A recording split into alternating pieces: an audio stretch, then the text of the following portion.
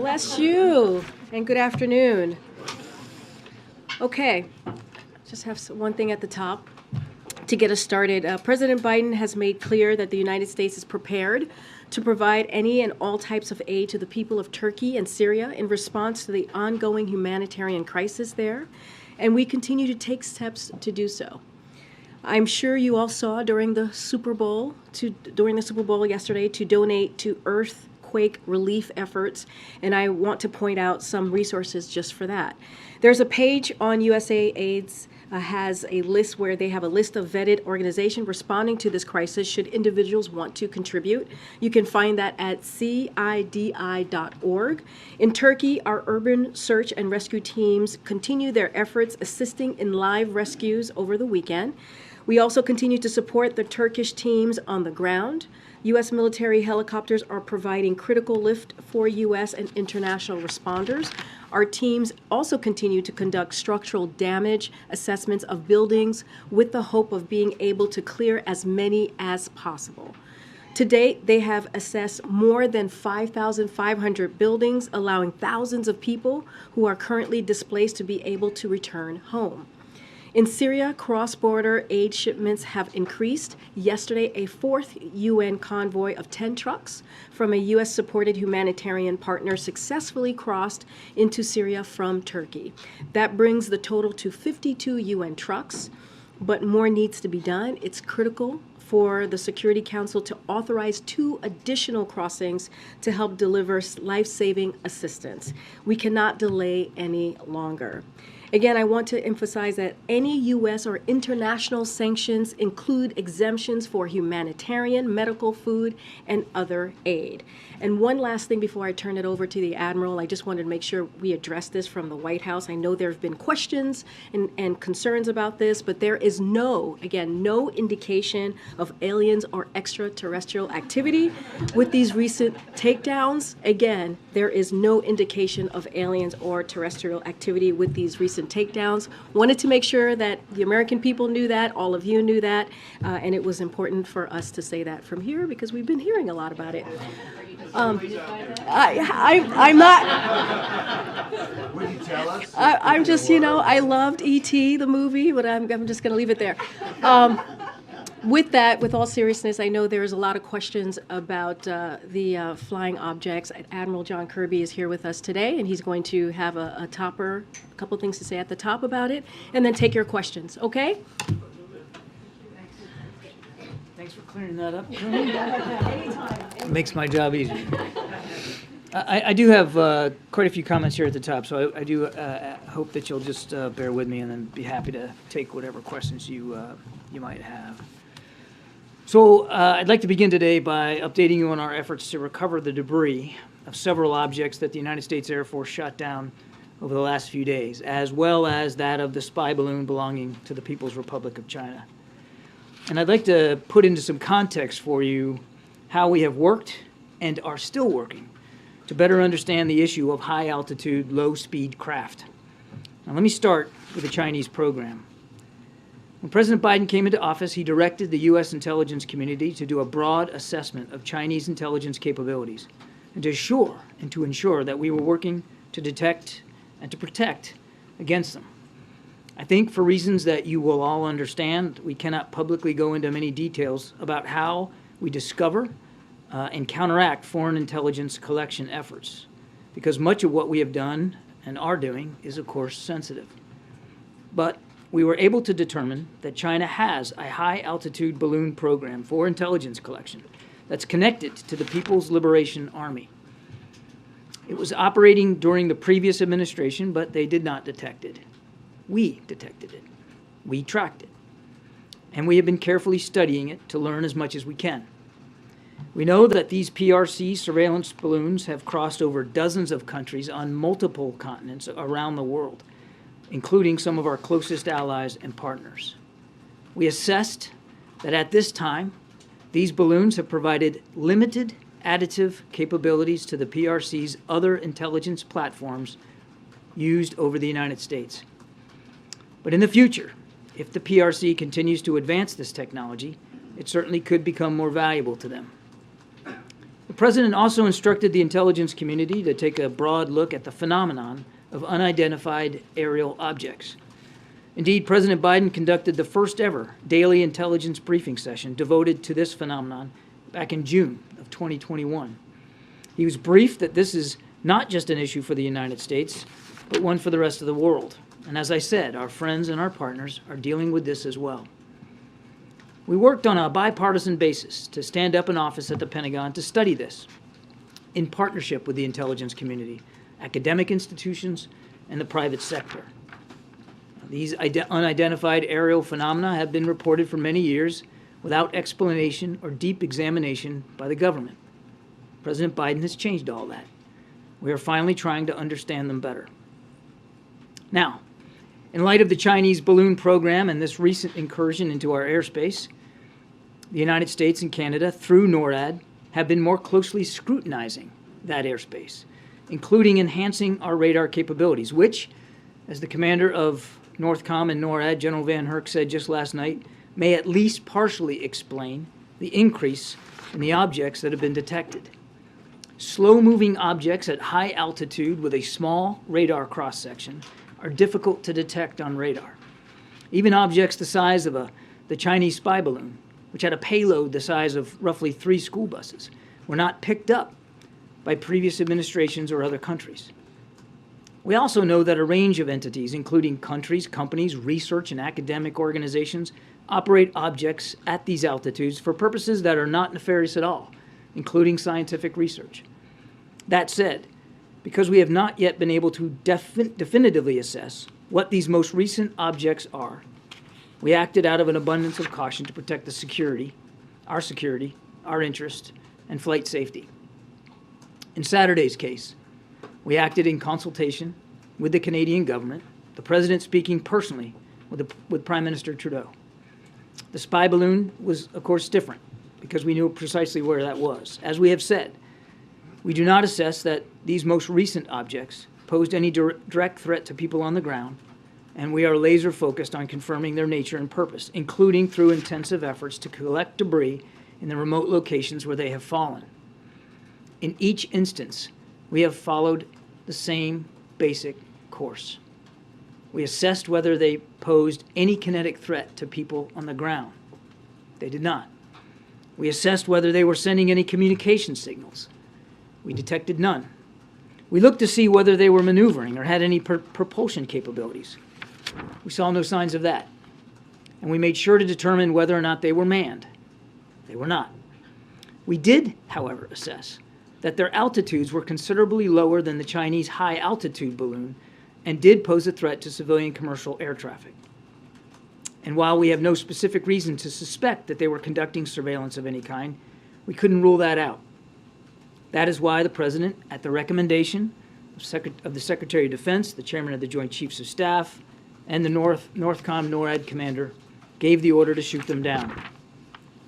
These missions were completed successfully and safely. Efforts are actively underway right now at all sites to find what is left of those objects so that we can better understand and communicate with the American people what they are. I think it's important to remind the objects in Alaska and Canada are in pretty remote terrain, ice and wilderness, all of that making it difficult to find them in winter weather. The object over Lake Huron now lies in what is probably very deep water. So outside of recovery operations, what are we doing? Well, first, we are continuing to monitor. There are no active tracks today, but the professionals at NORAD will continue to do their important work. Secondly, we are consulting with allies and partners on the challenge of identified aerial phenomenon and how we can all work together to deal with that challenge. The President has directed the Secretary of State, Secretary of Defense, and the Director of National Intelligence to engage with their relevant counterparts to share information and to try to gain their perspectives as well. Again, this is an issue that affects everybody around the world. Third, we will continue to brief members of Congress and relevant state leadership on what we are doing and what we learn. The President has made this a very top priority. We have, over the course of just the last few days, and certainly over the course of last week, reached out to inform and brief members of Congress and relevant state governors of the operations that we were conducting and of the recovery operations that are underway. We've also kept Congress briefed generally on this issue of Chinese surveillance balloons, including classified briefings last August. And last week, administration officials provided classified briefings for all senators and all members of the House of Representatives on the PRC surveillance balloon. We fully expect and anticipate and support the ability to continue these briefings in the days ahead. And fourth, the President, through his National Security Advisor, has today directed an interagency team to study the broader policy implications for detection, analysis, and disposition of unidentified aerial objects that pose either safety or security risks. Every element of the government will redouble their efforts to understand and mitigate these events. And I'm happy to take some questions. John, if the objects don't pose a military threat and they don't pose a threat to anybody on the ground, why shoot them down? Particularly because the military is routinely monitoring radar blips. I kind of covered that in the opening statement. Two real reasons here. First, there was a very real potential risk to civilian air traffic. The one shot down on yesterday was about 20,000 feet, and the two shot down Friday and Saturday were at about 40,000 feet. And as you know, transcontinental air traffic is roughly around 30,000 feet. It depends, of course, on weather. And so because we assessed that they weren't manned and weren't being controlled, therefore left to atmospheric conditions, the real risk to safety of flight was a problem. The second purpose, and I talked about this earlier too, was even though we had no indications that any of these three objects were surveilling, we couldn't rule that out. And so you want to err on the side of safety here in terms of protecting our national security interests, and the fact that these objects could have and likely did at some point in their path transit over potential military sites of ours or sensitive sites. So again, out of an abundance of caution for those two reasons, the President, with the recommendation of his military leaders, directed them to be taken down.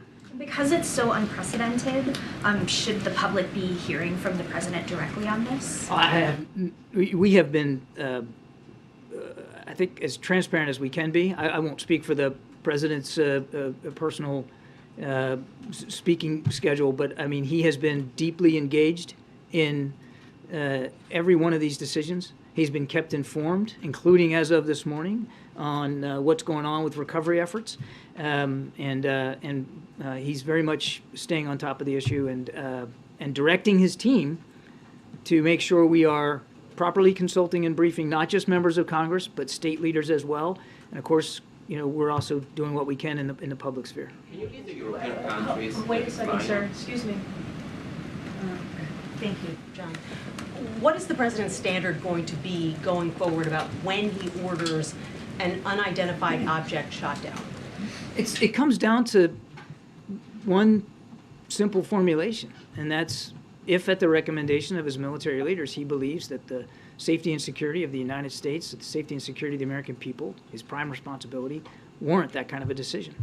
So it's possible we could see these shoot downs on a regular basis like we saw over the weekend? I don't think it's useful for me to get ahead of where we are right now. The President will always side on preserving and protecting the safety and security of the American people. You said we're not flying any surveillance balloons over China. Are we flying any other kind of surveillance craft routinely over China? We are not flying surveillance balloons over China. I'm not aware of any other craft that we're flying over into Chinese airspace. And then finally, can you tell us anything more about this octagonal object? How big was it? We're still trying to assess what that was. I'm not going to get into a description. I've seen the press reports about what it looked like. I think we all need to be humble here in terms of what our ability is to positively identify stuff from fighter aircraft that are going several hundred miles an hour past, essentially, in terms of relative motion, a stationary object that was not very big.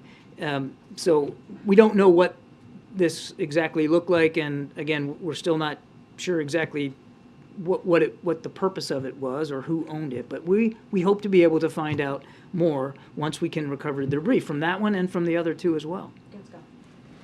Just a few minutes ago, Prime Minister Trudeau said that there's some sort of pattern to the objects over the last few days. Is that something you can elaborate on, what sort of pattern the White House has seen? I'm not familiar with the Prime Minister's comments, so I don't know if I should take a swing at that. I would just tell you that, going back to what I said before, these objects were not being maneuvered. They did not appear to have any self-propulsion. So the likely hypothesis is that they were being moved by the prevailing winds.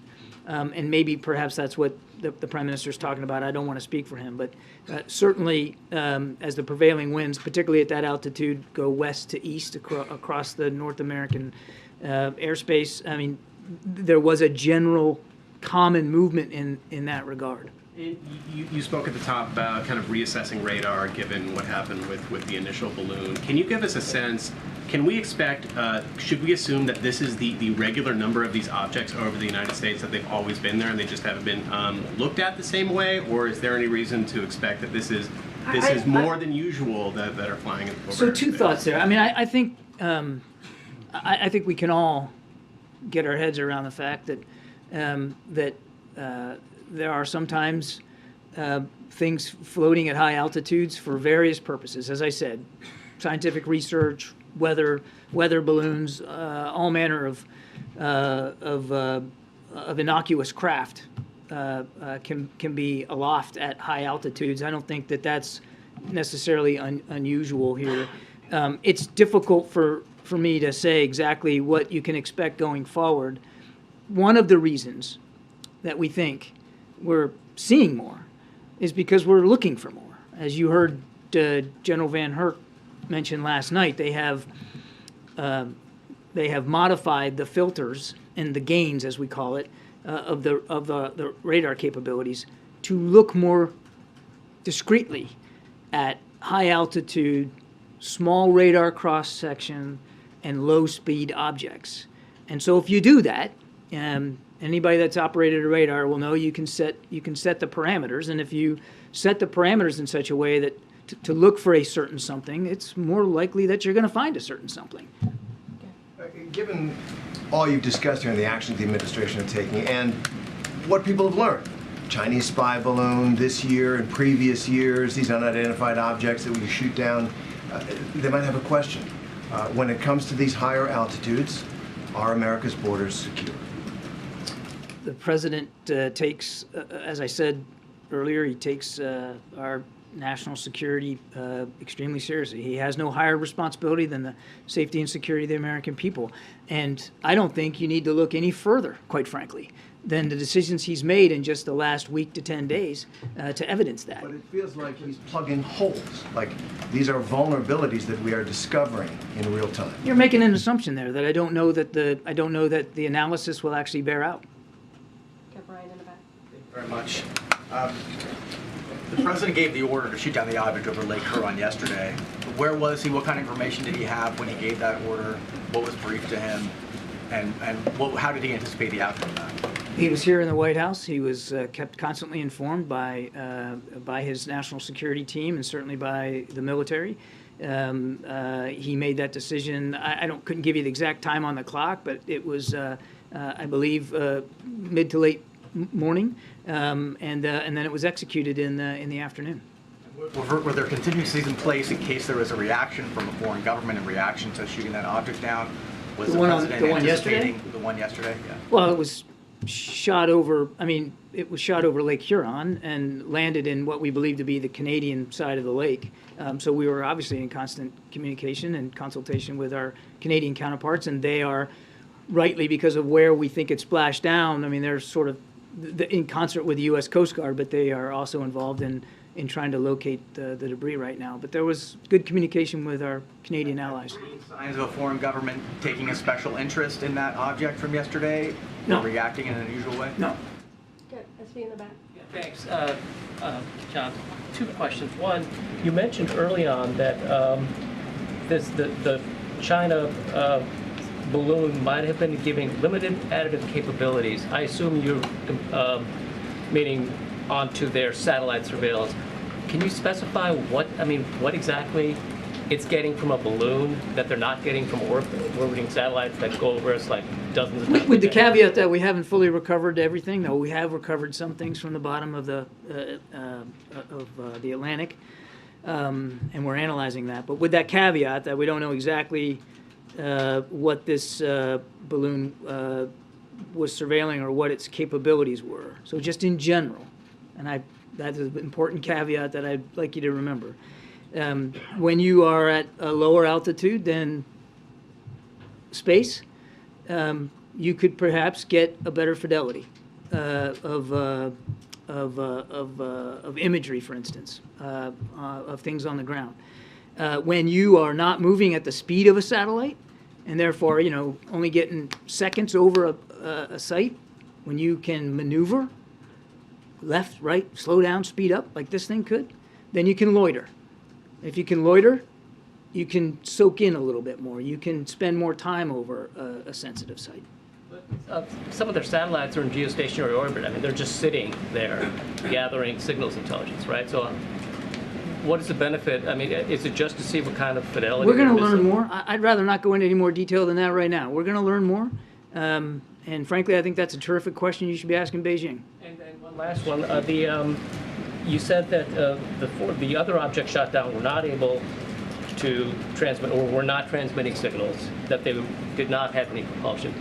Did the China balloon, did that have any, was it emitting signals back? I'm not going to go into more detail about the capabilities of that. We are going to be studying it and analyzing it. There is no question in our minds that that system was designed to surveil, that was an intelligence asset. I'll leave it there. Has there been any outreach from anywhere in the administration to the kinds of companies that produce weather balloons or other craft that would fit these descriptions that might be from the commercial or corporate world to say, is this yours, or any kind of outreach? Or have you been hearing from anyone who might say, we have ours, they're in this area? Is any of that going on now? I don't know of any conversations right now, Kelly, but one of the reasons why the president directed Mr. Sullivan to put together an interagency effort is to take a long look at that and try to learn a little bit better about who is up at that altitude doing what for completely legitimate purposes. I think we all recognize we need to probably have a better sight picture on that, and that's why the president wants this interagency effort to take a look. And what kind of intelligence might be happening in terms of the diplomacy that's going on or whatever, if these are state-owned objects? I'm not sure I understand what you mean. Is there a network of conversations that might be happening where someone might be able to say, based on this octagonal description, that, hey, that sounds like the so-and-so? I mean, is there some conversations that are happening that might be able to give us some descriptions? I mean, the short answer to your question is yes, and I talked about that in my opening statement. The president also directed Secretary Blinken, Secretary Austin, Director Haynes to have these kinds of conversations with our allies and partners around the world, to share with them what we're learning, but also to get their perspectives. The Chinese were quick to say it's ours, but it was for commercial purposes. Yeah, again, we're going to have those kinds of conversations with our allies and partners to see what kind of experiences that they have had, what we can learn from them, what perhaps they can learn from us. And are we still with object, or can we call them balloons? Still with object. And just to follow up on Kelly's And question, I won't mess that up today. on the corporate angle, is there any expectation that this is going to affect the executive order on surveilling the U.S. companies and what they're doing in China and their I know of no operations such there? change to that executive order. Okay, and then is there, and you said a moment ago that there's no knowledge of a U.S. balloon or other craft over Chinese territory, just being cognizant of the fact that China has a different definition of what their territory is than the United States. Is there any U.S. surveillance aircraft over Taiwan, over the South China Sea that would fit into that? There is no U.S. surveillance aircraft over Chinese in Chinese airspace. Okay, even Chinese claimed airspace. There is no U.S. surveillance aircraft in Chinese airspace. Okay, and then just finally, is there any new formal approach that's being developed as far as how you're going to deal with these things on a systematic basis going forward? Is there a Well, review?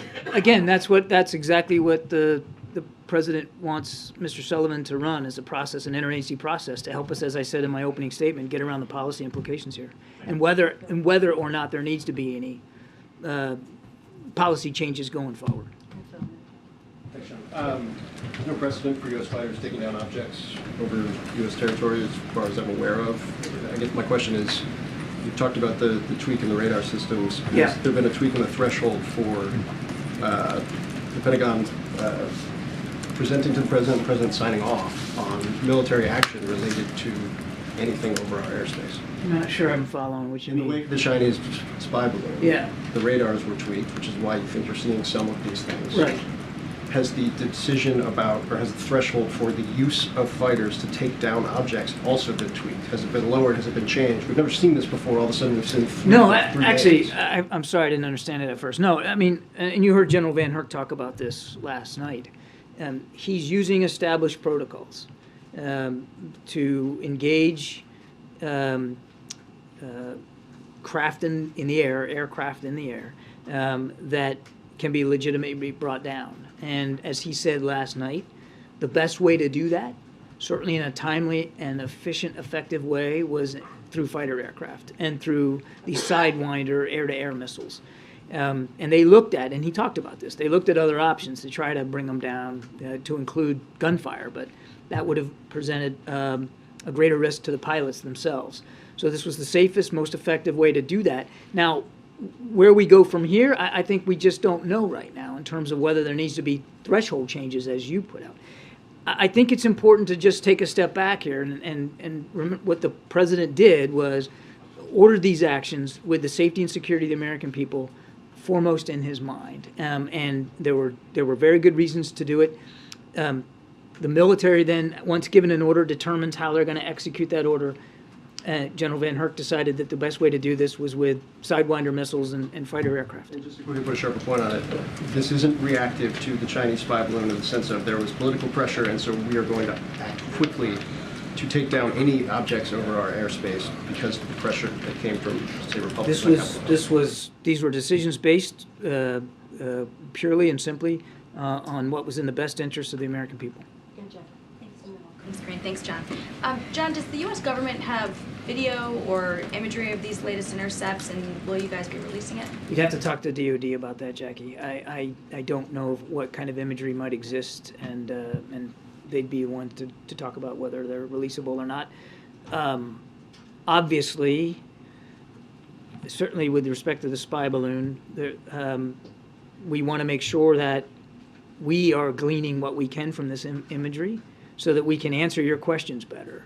And so to what degree there is or will or will not be public release, I do want to stress that, we're going to want to make sure that we have had a chance to analyze that imagery for ourselves as much as possible. Following up on Phil's question, I guess what we're trying to discern is, you said earlier, we're looking for these more, so we're finding more. And I said that could be one reason why we're finding more. Could be one reason, but what we're getting at is, why are we all of a sudden shooting them down? And to add to that, the NORAD commander, for instance, said that when the first spy balloon was crossing over American and then Canadian airspace, one of the reasons that he couldn't take action was because his assessment was that it didn't pose a military threat or have hostile intent, and so he couldn't take action there.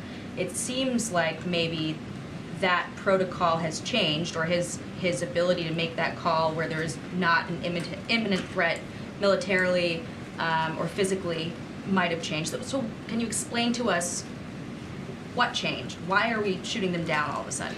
I kind of feel like I took care of that in my opening statement, but I'm happy to revisit it. I mean, really two reasons here. And these are certainly in both cases, they're different. I mean, I think we need to separate the Chinese spy balloon. We knew what it was. We knew where it was going. We knew what it was trying to do. And by not taking it down, I mean, that was also a huge payload. Like I said, the size of 3 school buses.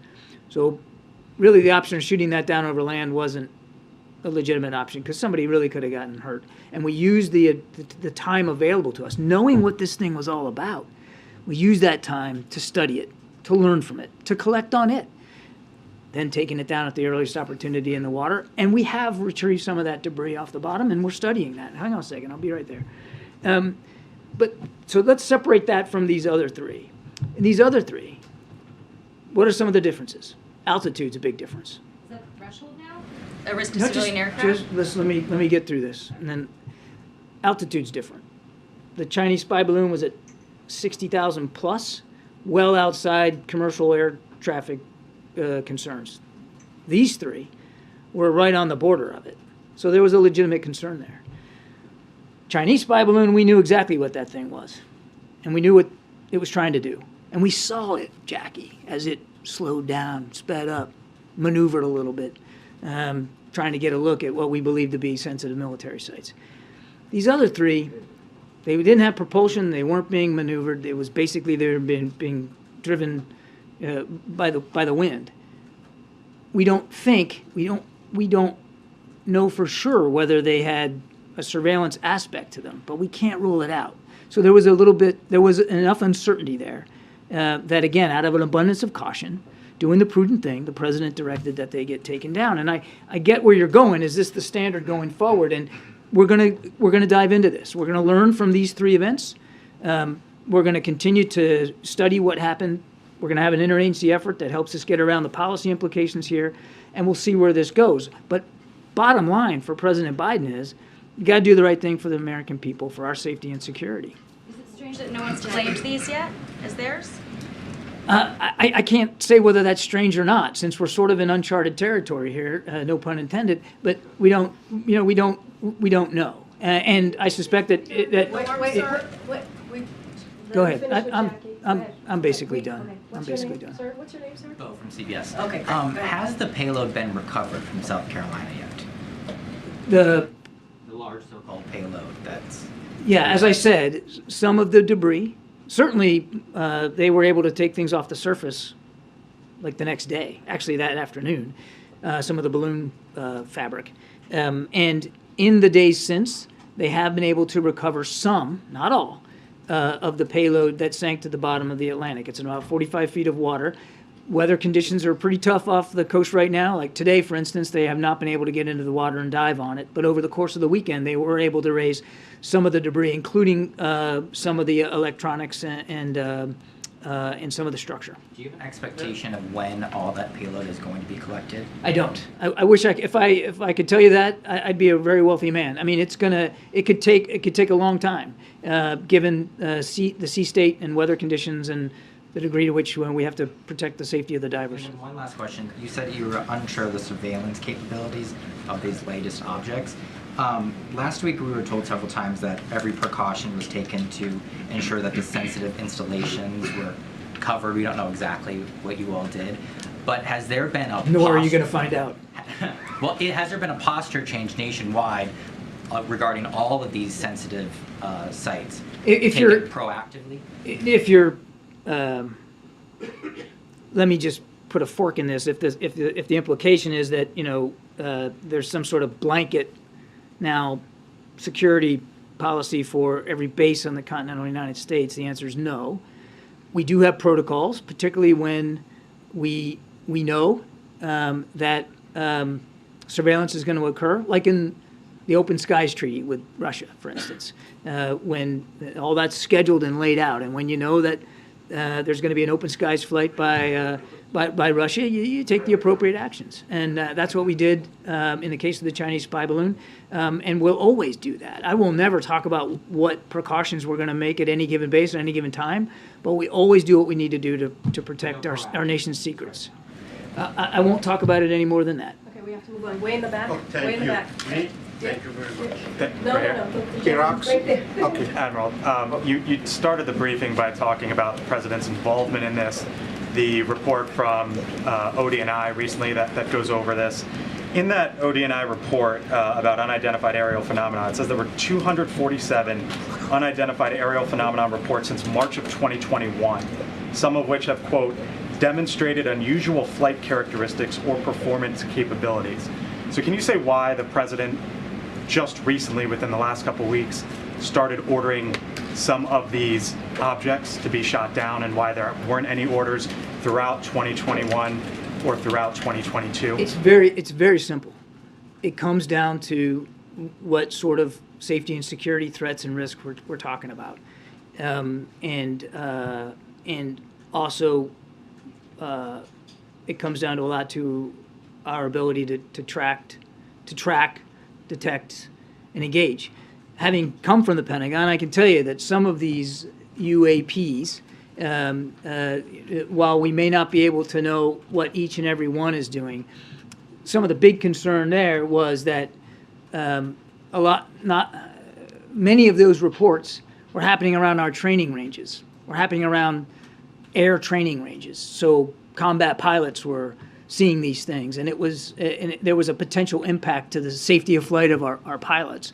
But you may not have but a fleeting moment on some of these things to see it. And so it's different. In these cases, we had time to detect, time to analyze, time to engage, time to make those kinds of decisions. But it all comes down to safety and security, first and foremost. So is the time, though, is a matter of capability? We have better capabilities now than we did back then? We are certainly improving our capabilities now. And as I said, the president has directed the national security team to dig into this deeper from an interagency effort and to see what, if other improvements might need to make. I mean, look, just by adapting the way the radar parameters are set, we have improved our ability to detect. And again, I said that could be one reason why we're seeing more. Thank you so much. So you said that the debris fell on frozen waters or in remote areas, and these are also not huge objects, and they were shot down by missiles. So how optimistic are you that you will be able to collect enough debris to really get an idea of what these objects were? We won't know until we get on site to see. How much damage was done, not just by the missile strike, but by the fall from a very high altitude, and as you said, in one case on sea ice. So we'll just have to see. Yeah, thank you, John. Does Secretary of State Blinken plan to meet with his Chinese counterpart this week at the Munich Security Conference? I'd refer you to the State Department for the Secretary's schedule. I don't have visibility on that. Okay, and what have you been able to learn more, or not you, but the government, since these objects were shot down? I mean, you just alluded to the fact that that you've not been able to get on site yet. I mean, has there been any additional information since one was shot down Friday and then over the weekend? Because these are just happened over the last few days and we haven't found the debris, there's still a lot more we expect to be able to learn. And I think once we can get to the debris, and I'm not forecasting how easy that's going to be. They all three have fallen into some pretty remote, difficult areas to reach. But we're going to do everything we can to find them, and that will tell us a lot.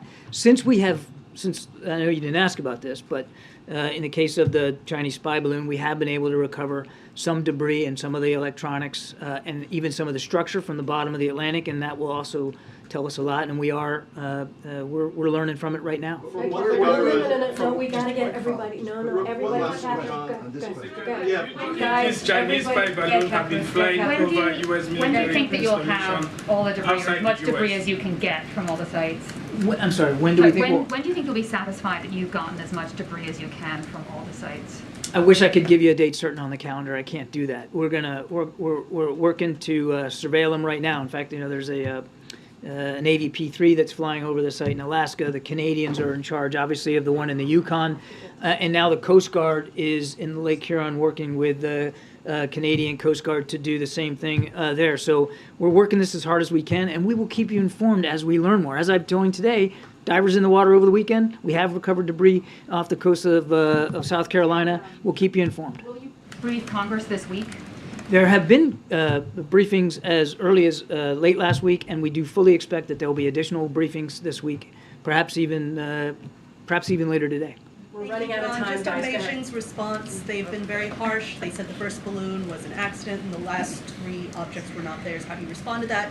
Has the White House had conversations with Beijing about this, and can you share a little bit about that? We know the first one was Chinese. They admitted it.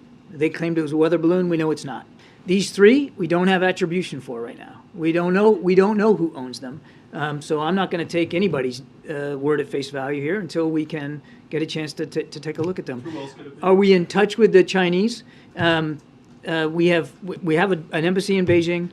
We maintain routine diplomatic conversations, and we have had over that spy balloon incident, we did have private discussions with senior Chinese leaders. Thanks. Thanks, Admiral. I know you just said that, are you in touch with the Chinese? Is there any effort to arrange a call with President Xi at all? I'm not aware of any plans for that. If I could just ask a question on Israel, does the president plan to speak with PM Netanyahu about the moves his government is making to try to weaken the Israel judiciary? I have no calls or conversations to read out, but we are deeply concerned by some of the moves here with respect to settlements. Spy balloon flying over U.S. military The Moldovan president just recently has said that there was a Russian plot to sort of overthrow her government and break Moldova's path to Europe. It was something that President Zelensky himself had also warned about. Yeah. What is the U.S.'s assessment of this possible plot, and more broadly, what is the concern about Russia's attempts to sort of influence these pro-European governments in the region, even though it's right now focused on Ukraine, about other countries in the region? So what I'll say about that is deeply concerning reports, certainly not outside the bounds of Russian behavior. And we absolutely stand with the Moldovan government and the Moldovan people. But you have no confirmation from the U.S. side of intel? I know of no independent confirmation, but we're certainly not questioning the capacity, the will of the Russians and Mr. Putin to try to do that. It's perfectly right up out of his playbook. First, Yes, I was going to ask you a question. just one quick question. I have to you get to established whether everybody. these are lighter than air or heavier than air? We have not. Okay, but we have to get to everyone, okay? You already had a question. Go ahead. all three shoot downs in the U.S. occurred offshore, but the one in Canada occurred over land. So is it effective U.S. policy to not shoot down these objects over land for safety concerns? I wouldn't read into this some kind of policy decision. We will always, in deciding whether something should be taken down or not, consider the impact on the ground. When the Chinese balloon came down, the Chinese Foreign Ministry indicated that they would respond in a way that they were prepared to. If it turns out that the other objects are also Chinese in origin, is there a menu of options prepared to the president for how we would react? Terrific hypothetical. We're just not there yet. Yeah, so more like it's a relationship issue. You have the Chinese spy airship that went through. You've got China buying more oil from Russia. You've got China, opening up cases in the U.S. trying to steal U.S. technology from universities. President Xi is going to be meeting with the Iranian president. At what point do you review a big review of the U.S. relationship with China? And at what point does the president ask for a call from President Xi? Again, I don't have a call to talk about today. Let me just, again, level set here, and I know I'm running close on time, but sorry. No, it's not your fault. But the president met with President Xi at Bali at the G20. The whole purpose of that discussion was to move this relationship forward in a better way. Most consequential bilateral relationship in the world, the president knows that. And he wanted to move that relationship forward in a better way. And Secretary Blinken was dang near wheels up, trying to head to Beijing to have those kinds of conversations, to get some of these communication vehicles and venues back on track, whether it's climate change or military to military. We were willing to do that. We were looking forward to doing that. And then the Chinese decided to fly a surveillance balloon over the continental United States, and it wouldn't be inappropriate to have that meeting. When are those discussions going to get back on the calendar? I couldn't tell you. As Secretary Blinken has said, it'll happen at the appropriate time. Now is not that time. It doesn't mean, and people shouldn't take away from this, that all communication has been severed between the United States and China, that Beijing and Washington aren't talking. We still have an embassy there. We still have an ability through Secretary Blinken's good offices to communicate with senior Chinese leaders. Unfortunately, the Chinese military is not interested in talking to Secretary of Defense Austin, but there are still ways to communicate. And the president would tell you that now's exactly the time to at least preserve some of those lines of communication so that we can avoid miscalculation. Has it set back the relationship? What's that? Has this list of things set back the relationship? It has certainly not helped us move forward in the way that we wanted to move. right, last question in the back, and that's going to be the last Thank question you for the very briefing. much. No, sir. No, sir. Iraq, No, it's right here. James, Go ahead. okay. Me? Oh, thank you. Last Friday, you answered my question about President Biden's message during his trip to Poland. But I'm wondering why he specifically chosen Poland for this trip, since so many countries are helping Ukraine, and he visited Poland 11 months ago. The president's really looking forward to this trip. Certainly not lost, I'm sure, on any of you that it's timed around what sadly is going to be a year of war in Ukraine. Poland has been a strident ally, a tremendous supporter of Ukraine, and a generous host, not only to American troops, but millions of Ukrainian refugees who have fled there in safety.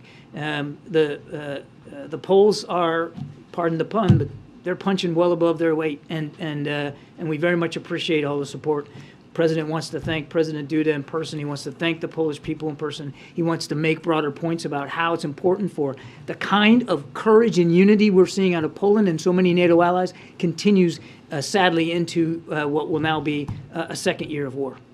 What's the All right, message to James, the people you of have the last Poland? question. Okay, James, thank you very much. We actually have to end the briefing. Thank you, Karine, and thank you, Admiral. Naturally, I have two questions. One on the unexplained aerial phenomena, and the second will be on the Russia-Ukraine war. My understanding is that the top officials at the Pentagon, when asked explicitly if they were ruling out any kind of extraterrestrial presence, said they weren't ruling anything out, and yet at the beginning of today's briefing, albeit with her usual winning smile, Ms. Jean-Pierre seemed to rule out any extraterrestrial activity. I don't think the American people need to worry about aliens with respect to these craft, period. I don't think there's any more that needs to be said there.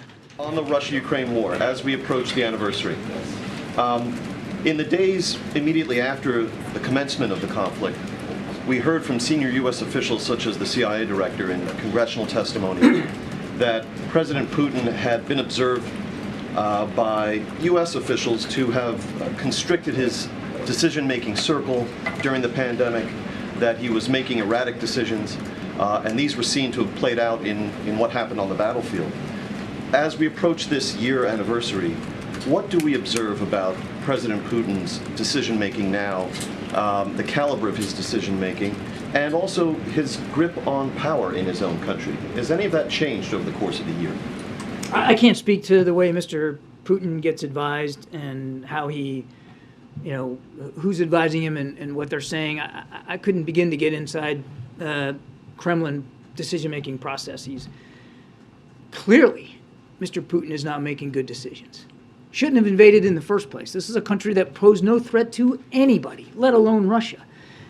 Clearly, he hasn't made sound decisions, nor has his military, with respect to their performance on the battlefield. They're still suffering some of the same problems they were a year ago. Logistics, sustainment, integration of joint fires, manpower personnel, unit cohesion. I could go on and on. The Russian military is still struggling. They have not surmounted these problems. And it's borne out by the fact that, he continues to change generals the way I change socks. So, I mean, he's still struggling. Sorry, guys, we have to end the briefing. I got to go into the Oval, but I will see you tomorrow. And thank you for the compliment on the smile. I appreciate that. But I'll be back tomorrow. Thanks, everybody. Have a great Wednesday.